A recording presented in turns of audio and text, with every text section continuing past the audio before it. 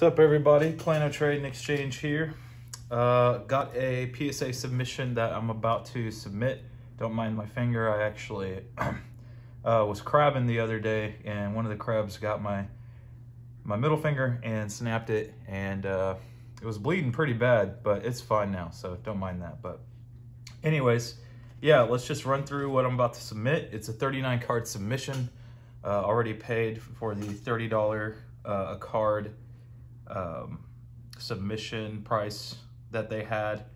There's a minimum of 20 cards that you can submit. I'm doing 39 mostly because these are cards that depending on how they grade, well, for the most part, I am going to sell them. So here in hopefully 4 months, these cards will be up for sale. So first up, we have 1, 2 Gaia the Dragon Champions. These are glossy prints.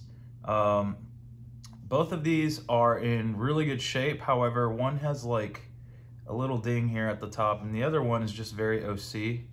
Not sure if you could see that, but yeah. So I'm anticipating a 7 to 8 on these. I don't know. There's a part of me that's like, should I even grade them? Should I sell them raw? But I'm gonna grade both, keep the higher grade, and then sell the other one. Might crack it, who knows. $30 a card means that you could basically crack cards with no serious ramifications. I'm not grading these cards at a $50 or $100 per card, so $30 isn't a big deal if I crack the case. Glossy Mystical Elf. So this one is in near mint condition, not a whole lot of issues. It's slightly OC, but other than that, I think it has some minor scratches on the back, but I'm anticipating 8 to 9 on that. LOB 1.5 print Blue Eyes White Dragon. This one is basically mint. I'm expecting at least a 9, but hopefully a 10. I think it's a strong 10 candidate. I have a BBT Blue Eyes White Dragon. I'm anticipating 7 to 8, mostly because it does have the classic waxing on the back. It's very a small amount, but that's why I say 7 to 8. Realistically, it could get the 8. It's very OC from top to bottom, but hopefully it can get miraculously get a 9. And then I have another BPT Blue Eyes. This is a reverse secret rare, pretty OC. I don't anticipate higher than an 8 on this, but I think it'll still sell beyond what I'm putting into the card. And I will say, for all these cards, I've just about zeroed out. There's a couple that I paid. I bought a lot of these cards just from one collection, but there's a few that I did buy as a single card a long time ago. These Blue Eyes and not the Gaias, but yeah, actually, and the Mystical Elf. I did put money on them, but I think I'll be able to get some money back if they get the grades I anticipate. Next, we have just a classic SDK Blue Eyes White Dragon. This card's mint. I think it's just a little OC, so it might get the 9. I think it might have a chance at a 10, but you know, I'm anticipating a 9. And as a matter of fact, now that I think about it, this was previously from the electric grading company. So I bought it, cracked it, and decided, you know what, this is a good card. I think it'll get a higher grade in PSA, actually. Next, we have Blue Eyes Ultimate Dragon, just the Ultra Rare Jump Edition. And this was an SGC 10, so I just cracked it, and I'm submitting that to PSA. PSV First Edition Legendary Fisherman. I'm anticipating 8 to 9. It does have a little bit of scuffs on the back, but I think if it pulls 8 or 9, I'll end up on top. I got this in a collection as well that I've already zeroed out at, so this one would just be pure profit. Unless it gets a 10, I don't plan on keeping Legendary Fisherman. He's a cool card, but I like Blue Eyes. Next is a reverse secret, sorry, I said that. Red Eyes Black Dragon. This thing is sick. I would say it's near mint. However, it's got some minor foiling issues over here. I think it can get an 8 at best, but we'll see. I would be happy with a 7 or 8. Next is a Collector's Tin Dark Magician Girl. I've gotten 10 SGC 10s on like 5 of these. I think this can pull an 8 or 9, hopefully a 9. I don't think it can get the 10 because it's got some minor back issues, but pretty hopeful about it. What's that? Anyways, Spellbinding Circle. This one actually you can't see probably, but it's a miscut, it's square cut on this side. But this should pull at least an 8 or 9. Toon World, this was an SGC 9.5. I think it can get the PSA 10, so that's why I'm submitting it. I also cracked this from the SGC sleeve, or the SGC sleeve, the slab. Okay, the second 13 of these. We have Salamandra. I actually have a bunch of game promos. All these game promos are pretty much pristine, good centering, no issues. So hopefully getting 10s on these. So Salamandra, Ciaru, Alpha, and then Beta, Gamma. Gotta make sure they're in order. And let's see, Metalmorph. I had an FMR Harpy's Pet Dragon and an FMR Red Eyes Darkness Metal Dragon.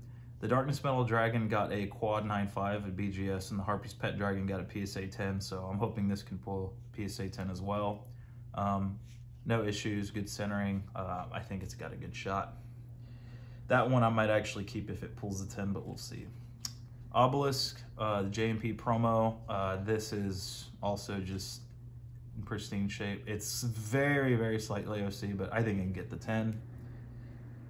Celtic Guardian, whatever you want to call it. This card has very, very minor whitening issues right here and at this corner, but I think it can still get the 9. Hopeful. I hope so. This is a sick card. Destiny Hero Malicious, kind of a peculiar card. I usually just grade cards that are Duelist Kingdom related, but Destiny Hero Malicious just has a big history in the Yu-Gi-Oh! Metagame, particularly in the Teledad format. So yeah, man, hopefully this can get a 9 or 10. I don't think the back will give it a 10. We'll see. It's like borderline, but this would be a sick card in a PSA 10. I also just don't see it graded a lot. So Elemental Hero Gaia, I was on the fence about grading this one just because it's not first ed, but it is just so minty, and there's not a whole lot of copies on the market, well, on TCG Player. I know there's a lot of big hero guys, so I thought that grading it in a high grade would sell pretty quick because it is a hero card, though it's not the original hero cards, Sparkman, Clayman, any of those guys. I think it'll still sell. Speaking of which, we do have a Sparkman. This was a BGS 9 raw card review. I think it can pull a PSA 9, but maybe even a 10. So excited about that. Legendary Dragon of White. Man, I didn't see any issues with this cards, but you just never know at PSA. Hoping for a 10, but okay with a 9.